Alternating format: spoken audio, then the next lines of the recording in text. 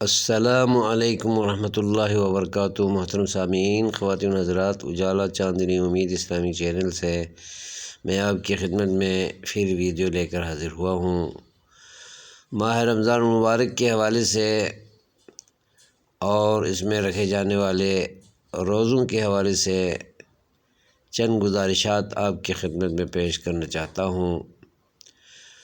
روزوں کا فلسفہ، حکمت اور مقصد، ہدف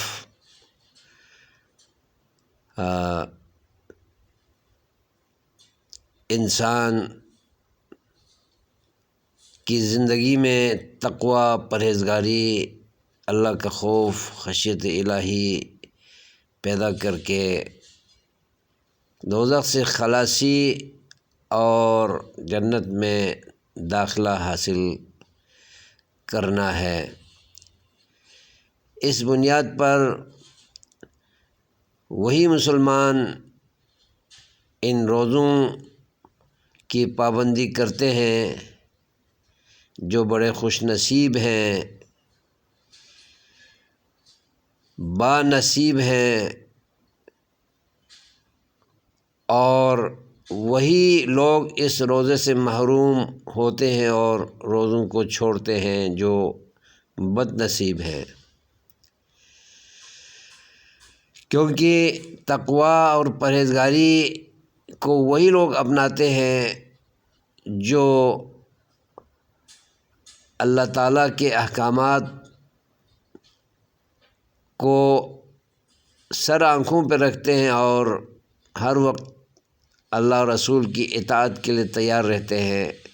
وہ کبھی نہیں چھوڑیں گے، سحری ملے نہ ملے، کھانا تھوڑا کھائے کم کھائے، تکلیف ہو، پریشانی ہو یا سکھ اور آسانی ہو، وہ کسی صورت میں بھی روزہ نہیں چھوڑتے۔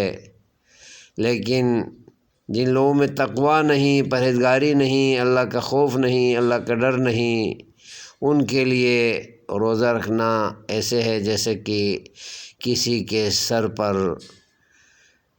بہت بڑی چٹان رکھ دی جائے۔ نماز ہو، روزہ ہو، دیگر فرائض و واجبات ہوں، وَإِنَّهَا لَكَبِيرَةٌ إِلَّا عَلَى الْخَاشِعِينَ، یہ گراں ان لوگوں پر گزرتے ہیں جو اللہ سے ڈرنے والے نہیں ہوتے، اور اللہ سے ڈرنے والے اسے گراں کبھی نہیں سمجھتے۔ اللہ ہمیں رمضان کی برکات، سوغات اور رحمتوں کو سمیٹنے کی توفیق عطا فرمائے، اور باہمت بنا کر پورے روزے رکھنے کی توفیق خیر اللہ تعالی ہمیں عطا فرمائے۔